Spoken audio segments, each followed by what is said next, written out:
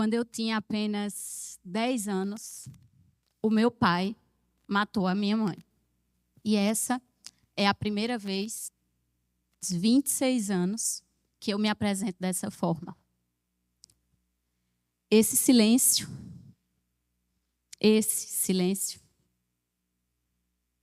é o silêncio que todos os dias leva mulheres vítimas de violência doméstica para um lugar de medo, vergonha e culpa. Foi esse silêncio que impediu que a vida da minha mãe fosse poupada. Foi pelo não falar, pelo não tocar no assunto, que a vida de Sílvia não pôde ser preservada. Porque, afinal, só eu sabia o que passava dentro da minha casa. Só eu presenciava aquilo que acontecia. E que não foi um fato isolado, mas resultado de uma prática de muitos anos. E foi esse silêncio que fez com que uma sexta-feira comum ficasse para sempre marcada na minha história. É por causa desse silêncio que eu estou aqui hoje. Em 26 de fevereiro de 99, 6 dias após o meu aniversário, tinha acabado de fazer 10 anos, meu pai chegou na nossa casa, já estavam separados havia alguns dias, e se você já ouviu falar sobre esse assunto, você vai lembrar de alguma história que você ouviu, ou que pior, de alguém muito próximo a você. E meu pai se aproximou, ela estava me organizando para ir para a escola, e eu me lembro desse dia, se eu fechar os olhos aqui, eu vou dizer para vocês, eu poderia dizer aqui para vocês tudo o que eu vivi naquele dia. Eu lembro das marcas de sangue no quarto da minha mãe, até hoje eu lembro, isso é muito forte, porque essas marcas elas mostram que ali houve uma luta, houve uma resistência para algo que não havia defesa. E eu lembro também do semblante da minha mãe, da última vez que eu a vi, com precisão de detalhes. E no portão de casa, quando ela ia me deixar na escola, e nós somos de uma cidade bem pequena, no interior da Paraíba, naquela época, 26 anos atrás, não tinha nem 10 mil habitantes. E ele chegou e disse, eu preciso conversar com você sobre o divórcio. Minha mãe estava se divorciando do meu pai a pedido meu, porque eu não aguentava mais vê-la sofrer. E é muito difícil falar sobre isso, sempre será difícil falar. E ela me garantiu que não haveria volta, mas que precisava atendê-lo. Então, naquele momento, ela volta do portão de casa e foi a última vez que eu vi a minha mãe. Essa é a última lembrança que eu tenho dela. Pela minha mãe, aguardava um homicida. Alguém que deliberadamente decidiu que iria tirar a vida dela, sem que ela pudesse oferecer defesa. E naquele dia, antes que o dia terminasse, antes que aquela sexta-feira que parecia um dia comum terminasse, eu enterrei o meu pai e a minha mãe. Minha família se desfez. Eu fiquei órfã. E naquele momento, eu me senti, e eu não tem como falar nessa história sem voltar para aquele sentimento, eu me senti abandonada. Eu sou filha única. E naquele momento, toda a minha família, todas as minhas expectativas, referência, base, o que eu esperava de construção, de futuro, como qualquer criança, tudo estava desfeito em um único ato. E se você acha que para mim foi difícil, imagine para minha avó, que teve que segurar o corpo da filha quando nada mais podia ser feito. E é num momento como esse, que as manchetes são veiculadas, que o jornal comunica para toda a sociedade, em que as instituições têm conhecimento de uma situação, quando nada mais pode ser feito. Assim, no último ano, 1.492 brasileiras perderam a vida. De uma maneira muito parecida com a minha mãe. Na sua grande maioria, dentro das suas próprias casas. E casa, asilo inviolável do ser humano. Onde autoridade nenhuma, instituição nenhuma, ninguém entrará sem convite ou justificativa que autorize. E é aí que recai um peso, uma responsabilidade, que ela é social e ela é solidária. Tem alguma mulher muito perto de você, talvez até mais perto do que você imagina, que é vítima de violência doméstica. E a minha provocação, o meu chamado, a minha perspectiva é que antes que essas mulheres percam a vida, antes que um órfão, uma órfã, tenha que amargar eternamente a ausência, que a gente possa chegar com escuta, com acolhimento, com compaixão, que é muito maior do que a empatia. Uma compaixão que possa nos mover e tomar uma atitude. E eu sei que não é fácil. Ninguém quer se meter em briga de marido e mulher. A grande verdade é essa. Mas para a gente construir o futuro que a gente deseja, a gente precisa tomar atitude. Naquele momento em que eu perdi minha mãe, minha avó tomou uma atitude, junto com toda a minha família, de me levar para Campina Grande. E a gente saiu praticamente fugida da nossa cidade, como se nós fôssemos as criminosas. E minha mãe deixou de ter fôlego, deixou de ter vida, e tudo que eu queria era que aquela história ela tivesse um fim. E em Campina eu tive uma oportunidade que um dia minha mãe me deu. Eu sou nascida em Campina Grande, e um dia ela estudava em Campina, e ela desistiu dos estudos para que eu estivesse aqui hoje. E em Campina eu reescrevi a minha história, mas era também uma história marcada pelo silêncio, pela vergonha do que tinha acontecido comigo. E eu fugi, eu evitei todos os eventos sociais, todos os locais públicos, tudo que pudesse chamar a atenção das pessoas para mim. Eu não queria ser vista. Na verdade, eu não acreditava que eu merecia ser vista. E há 2 anos eu recebi um convite em que eu teria que, para aceitar, enfrentar o meu maior medo, que era falar sobre esse assunto. E naquele momento eu aceitei, falei e falo todas as vezes, porque eu entendi que aquela dor que eu senti há 26 anos encontrou lugar e continua encontrando num tempo chamado hoje, em que a gente precisa e pode fazer alguma coisa. Cada um de nós é insubstituível para uma mulher que está ao seu lado e que talvez tenha somente a sua confiança de falar sobre esse assunto. Naquele momento eu falei sobre esse assunto, eu dei vazão a uma trajetória de medo, de vergonha e de culpa de uma vida, para que a voz da minha mãe, para que a violência que sufocou e matou a minha mãe não continue matando mais mulheres, para que a gente possa preservar vidas, salvar vidas, mudar trajetórias, salvar mulheres, antes que o pior aconteça. A violência um dia calou minha mãe, para sempre calou minha mãe. Mas é por causa desse silêncio, onde a dor encontrou propósito, que eu estou aqui hoje. E quando eu pensava o que dividir com vocês, eu vejo que eu sou uma lembrança para o mundo de que o silêncio mata. E ele rouba o que há de mais precioso para cada um de nós, a presença. Para sempre a minha mãe não estará.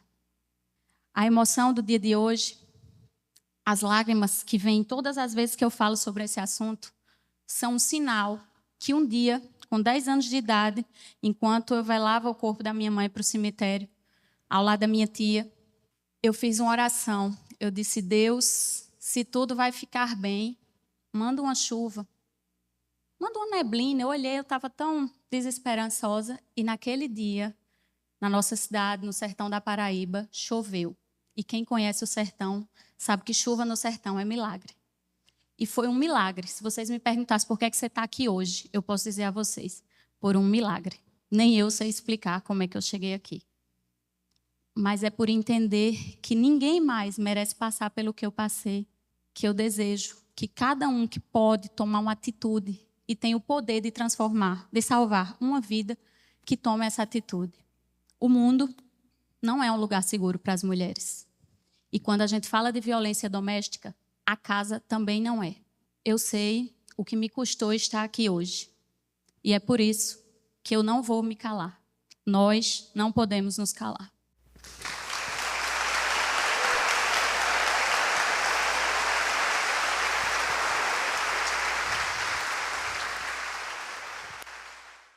Como a Camila falou, nós não podemos nos calar, né?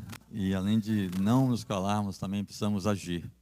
O feminicídio no Brasil tem números muito alarmantes e é assustador ver que mais de 25 anos após a morte da mãe da Camila, os números mostram que aquela realidade existe até hoje. Em 80% dos casos de feminicídio no Brasil, o assassino é o companheiro ou ex-companheiro da vítima, como foi no caso da mãe da Camila. Em 64,3% dos casos de feminicídio no Brasil, o crime acontece dentro da casa da vítima, como aconteceu com a mãe da Camila. E em quase metade dos casos de feminicídio no Brasil, o instrumento usado é uma faca, como foi com a mãe da Camila. E tem outros números ainda mais chocantes, como, por exemplo, o fato de que no Brasil, a cada ano, cerca de 1.500 mulheres são mortas simplesmente por serem mulheres. Neste país, uma mulher é assassinada a cada 6 horas, simplesmente por ser mulher. E o outro dado é de que em 97% dos feminicídios no Brasil, quem comete o crime é um homem. Esses dados todos e muitos outros, assim como histórias reais de vítimas de feminicídio no Brasil, estão no meu livro Matou Uma, Matou Todas, que eu estou lançando aqui, inclusive. E além desses dados, né, tem histórias reais, tem o trabalho de pessoas e instituições que ajudam a combater o problema. E esse livro é resultado de 6 anos de trabalho que eu fiz viajando, entrevistando pessoas, lendo documentos. Eu li quase 20.000 páginas de processos judiciais, inquéritos policiais, entrevistei gente no Brasil inteiro. Esse trabalho fez algo em mim que eu não esperava. Eu tenho o Matou Todas, é meu 6º livro, e nunca um trabalho tinha me mudado como pessoa, como indivíduo. E esse livro fez isso comigo. Nesses 6 anos de pesquisas, entrevistas, né, conhecendo pessoas, familiares e vítimas de feminicídio, eu percebi algo que foi muito doloroso para mim e, ao mesmo tempo, muito enriquecedor. Eu percebi que eu era e eu sou um machista, que eu fui educado para ser machista e que eu estava replicando algo que eu cresci vendo na minha casa. Eu cresci num ambiente de muita violência doméstica.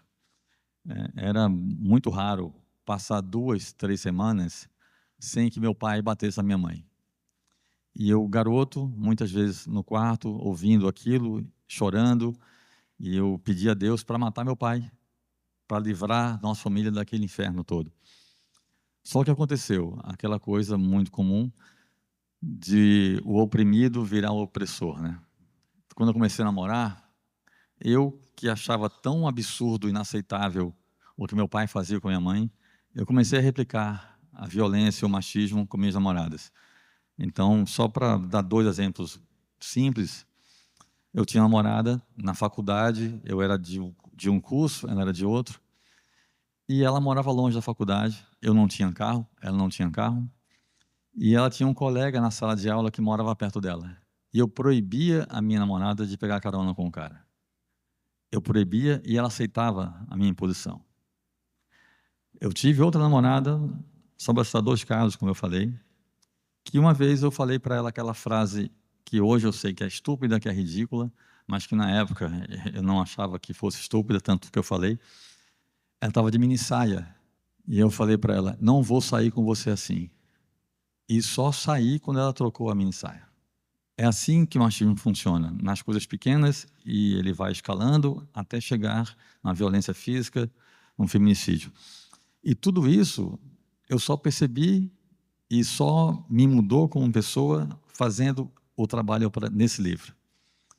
E aí eu percebi que se eu conseguir mudar por meio da informação, né, no meu trabalho, se eu conseguir combater o machismo que foi impregnado em mim durante toda a minha vida, qualquer homem pode mudar.